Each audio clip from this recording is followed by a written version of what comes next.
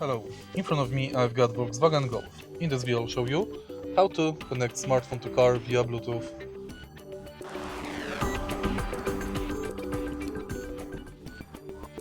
In the beginning, take a look at the screen display and next go to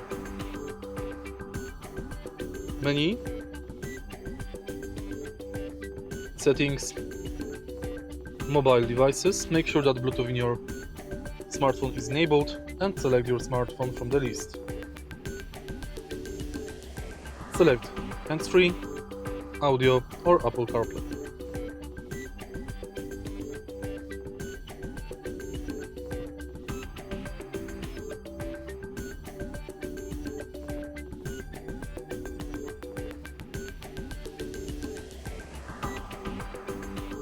Confirm.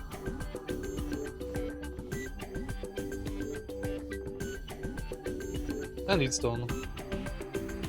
If you find this video helpful, please leave like, comment and subscribe.